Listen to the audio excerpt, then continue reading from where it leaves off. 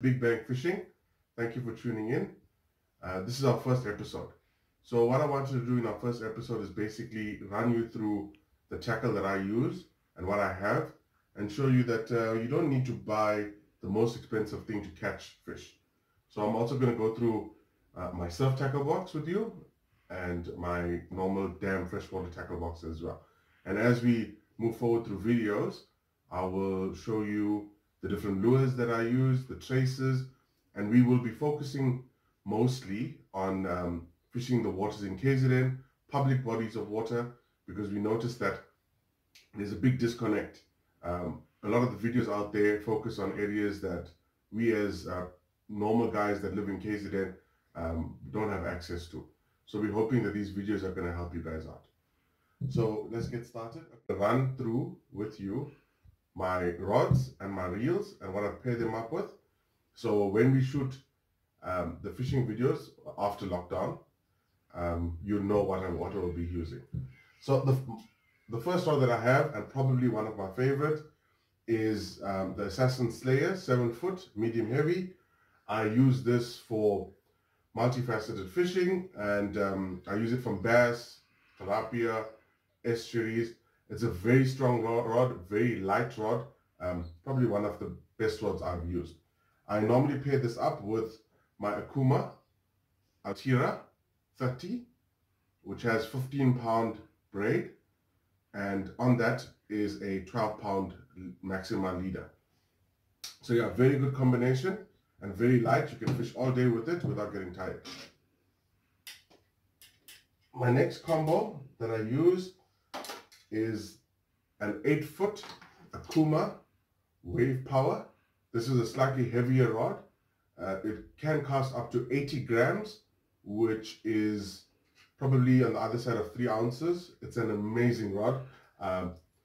For something slightly heavier, I haven't used a better quality rod for the value of what I paid for it. And I think they sell for about $350, $400 if I'm not mistaken. With this, I normally pair up my Shimano Sina 4000. I want to change this to braid. I just hadn't had the time yet. So currently what is on there is the Franklin Loomis 15-pound line. So yeah, another good combo, slightly heavier. When I'm fishing with live bait and things like that, that's the combo I use. The next one is sort of my version of my ultralight setup. It's a Daiwa Crossfire. This was actually gifted to me by Jerome, who's also a co-founder of this channel, and he'll be posting videos as well. It is a 7-foot medium rod, quite whoopy, so hence I said it's an ultralight rod. I've paired that up with an Akuma Nitrix 30, very small reel. There's spider wire, 10-pound on the back, and 10-pound leader on the front end of it. This I use to catch live bait, smaller bass. When I know smaller fish are around, I tend to use that just so that I can enjoy the fight a bit more. The next one that I would use is my 13-foot carp rod. It is a Max rod. It's called the Max Rod Freerunner Elite. It is quite a nice rod. I enjoy it. In the beginning I didn't because of the extended butt. It was quite long, but I've since got the hang of it, and I enjoy it quite a lot. The reel that I normally would use with this rod is the Akuma Nitrix 55. I actually want to change this reel, but I'm not sure what I'm actually going to buy to pair it up with. So maybe you guys can put in the comments below what do you suggest, what's a good reel I should try, and maybe I can do an unboxing of that reel as well. That's basically my freshwater setup done.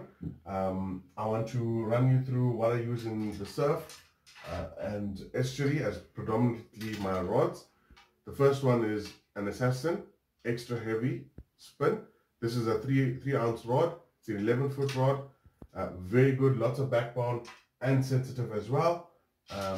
I've had it probably for about a year and a half, 2 years now. Landed lots of fish with it, no issues. I'm up with a Blue Diamond 55.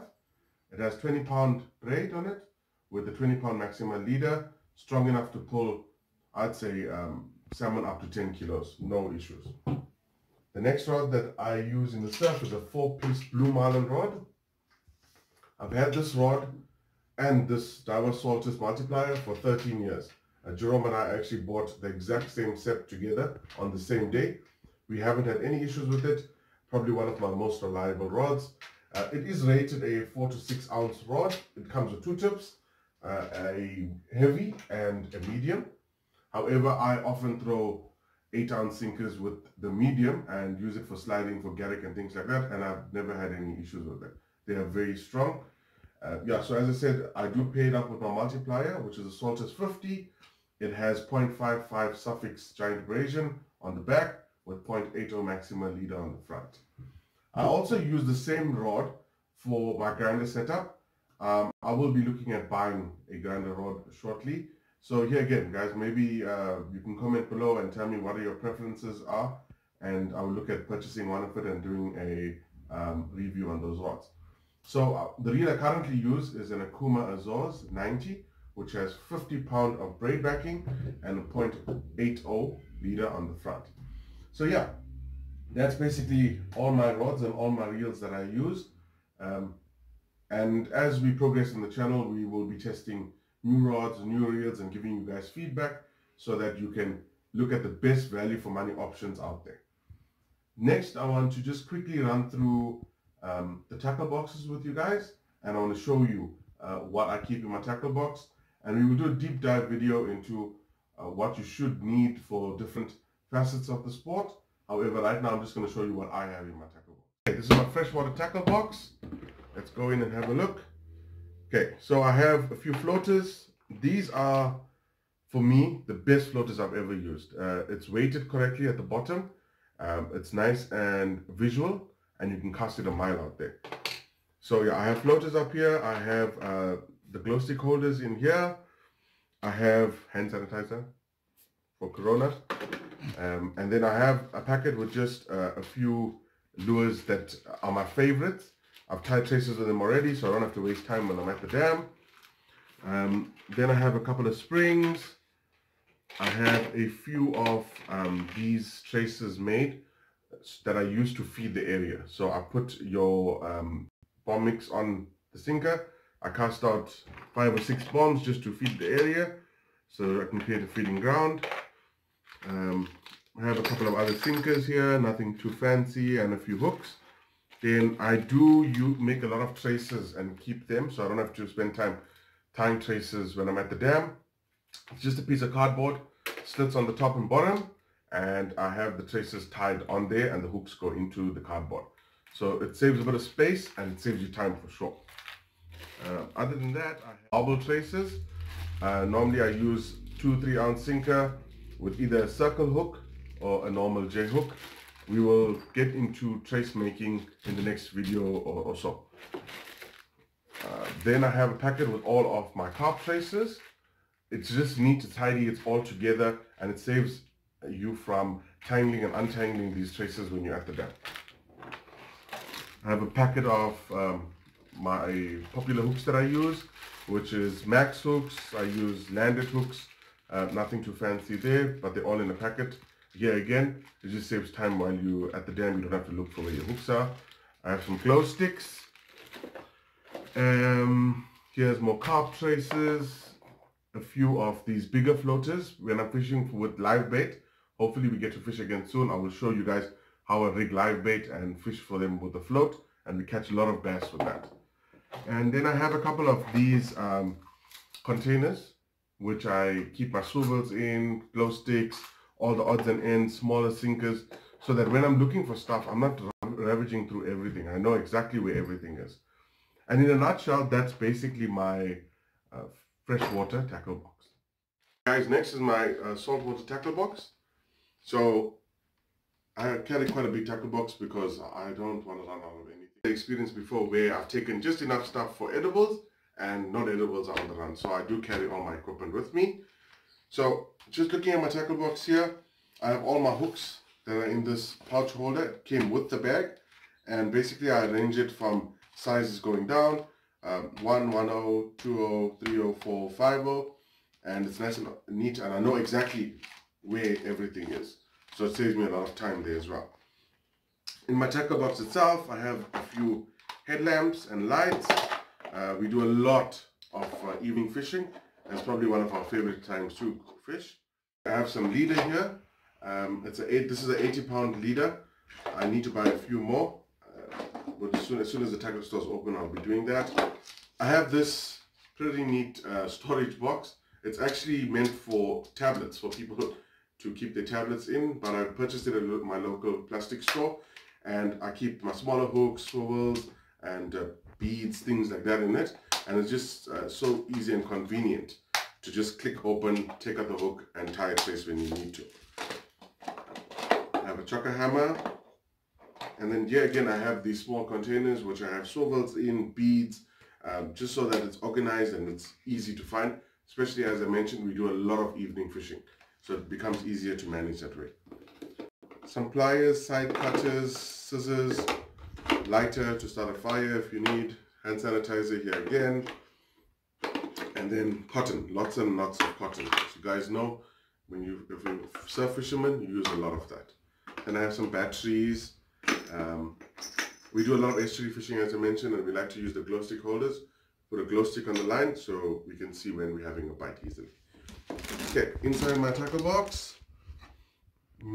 let us start with inside here. Okay, here I have some cable ties. I have a bait collection book. So when I'm collecting bait, I know the regulations and the limits of it. I have a lot of knives for cutting bait. You never have too many knives. I have what I'd like to call a mullet trace. I actually learned how to tie this a long time ago from my old guy that was fishing at the Yacht Mall. I will show you how to tie this in the coming videos. I have some sabiki rigs. Here again, it's something that we want to try. On our following videos, we're going to be using all of these different techniques and hopefully show you how to catch some bait.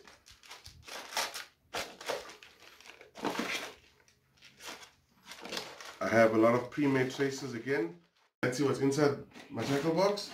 Okay, I have my fishing license in a packet here. I have the same floaters again, which is good for catching your live bait, mullet, and things like that. I have swivels, backup hooks, rings, and clips, sinker clips here. So anything that I don't use often, I normally keep on the second level. Okay, here I have my bigger hooks for shark fishing and for non-edibles. I have some floats here for bronze brim when I'm fishing with bronze brim. As I said, we'll go through all of the traces in the videos that are coming. I have some treble hooks here for my hard plastics, and I have some foam for tying onto hooks when I want to float the bait. Okay, the next level is basically for all my shark traces. This is a big swim bait trace, which probably has 1,000-pound breaking strain. I have quite a few slide traces here, all ready-made. Everything that you notice in my tackle box is ready-made. I really will only tie traces if I have to customize to a specific condition. But other than that, everything is already done. All these traces we will run through in the coming videos. Okay, I have in here a lot more traces. Most of it is slide traces. Again, for sharks, for throwing baits, for sliding baits, for sliding live baits, for carrick and cob. And yeah, all of them are in plastic packets ready to be used. Okay, then I have some of my backup line. Again, as I said, I got Suffix, which I have put onto my multiplier. I have double X, which I use to tie traces for bait fishing. And then I have containers, which have all of my sinkers in it.